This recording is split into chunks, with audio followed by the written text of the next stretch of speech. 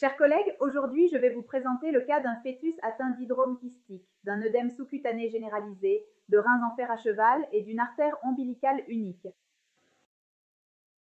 La patiente se présente à notre attention pour le dépistage du premier trimestre à 13 semaines et 2 jours d'aménorrhée. Dès le début de l'examen échographique, on remarque immédiatement la présence d'un œdème sous-cutané diffus sur tout le corps fœtal, avec une clarté nucale augmentée. L'examen est également réalisé par voie transvaginale, afin d'améliorer la résolution de l'image et la précision diagnostique globale. Comme vous pouvez l'observer dans les séquences que je vous montre dans la région nucale, on observe des masses anéchogènes cloisonnées compatibles avec la présence probable de lymphangiomes latéraux-cervicaux, manifestation typique de l'hydrome kystique. Il s'agit d'une malformation congénitale du système lymphatique caractérisée par un retard ou une absence de communication entre les sacs lymphatiques jugulaires et le système veineux, entraînant ainsi une stagnation de la lymphe en amont. L'incidence est plus élevée au premier trimestre qu'au deuxième, et cela s'explique par le fait qu'au deuxième trimestre, elle tend à diminuer en partie en raison d'une possible résolution spontanée dans un petit pourcentage des cas, c'est-à-dire dans ceux où la stagnation de la lymphe est due à une communication retardée entre les deux systèmes plutôt qu'à une absence de communication entre eux. Mais plus fréquemment, la diminution de l'incidence est due au taux élevé de fausses couches spontanées ou d'interruptions volontaires de grossesse associées à cette condition. En nous éloignant de la région cervicale, nous allons maintenant analyser les autres constatations échographiques. Dans ce cas, on observe la présence d'un œdème du tissu sous-cutané qui concerne plusieurs régions du corps, en particulier la paroi abdominale, le thorax et le dos fœtal. On définit l'œdème sous-cutané comme la présence d'une accumulation de liquide dans l'espace situé entre la peau et le fascia musculaire fœtal. Il peut être localisé à une ou plusieurs régions du corps ou généralisé. Lorsque cette constatation s'associe à la présence d'épanchements dans d'autres cavités séreuses ou à une ascite, on parle alors d'hydrops fœtal. Dans le cas présent, il n'y a actuellement aucun signe d'épanchement intracavitaire.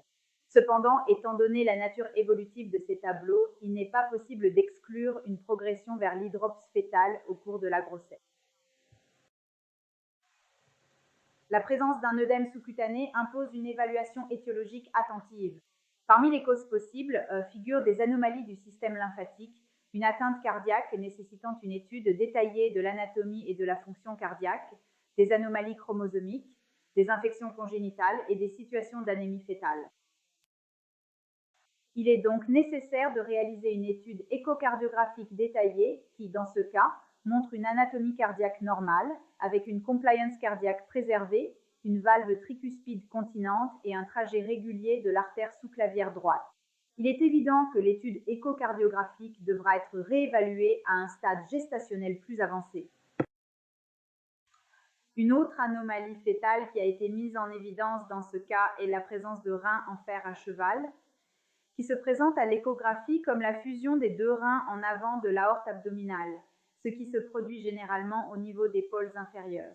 Le point de jonction, appelé isthme, peut être constitué de tissu rénal ou de tissu fibreux, et il est mieux visualisé lors d'une coupe coronale ou lors de l'examen d'une coupe abdominale transversale. La suspicion lors d'un examen échographique survient très souvent face à des loges rénales qui apparaissent totalement vides, car les reins ne se trouvent généralement pas dans leurs positions anatomiques habituelles, apparaissant alors étirés vers le centre avec une orientation angulaire tout à fait anormale, c'est-à-dire que leurs axes ne sont plus du tout parallèles, mais sont fortement inclinés vers la partie inférieure et vers l'intérieur du corps. Le rein en fer à cheval est une anomalie qui, en général, ne compromet pas la fonction rénale. En effet, dans la quasi-totalité des cas, le tissu rénal est sain et fonctionne normalement, constituant donc uniquement une anomalie de forme et de position des organes. Quoi qu'il en soit, sa découverte, même si elle est isolée, augmente le risque d'anomalies génétiques et chromosomiques, avec une association particulière à la syndrome de Turner. Un autre constat échographique que nous avons observé chez ce fœtus est la présence d'une artère ombilicale unique, avec présence de la gauche et absence de la droite. Ceci, s'il est isolé, est un constat souvent dépourvu de signification pathologique. Cependant, dans ce contexte clinique, il représente un important signal d'alerte, car lorsqu'il est associé à des malformations rénales comme le rein en fer à cheval et à des anomalies lymphatiques, la probabilité d'un syndrome chromosomique, en particulier la monosomie X, devient extrêmement élevée. En conclusion, ce que je vous ai présenté est un tableau échographique complexe qui nécessite une évaluation approfondie et détaillée de l'anatomie, laquelle devra être répétée dans 3 à 4 semaines. Car je rappelle que toutes les séquences que je vous ai montrées dans la vidéo ont été réalisées à un stade très précoce, à 13 semaines et 2 jours. La gestion du cas prévoit la réalisation d'une consultation génétique spécialisée.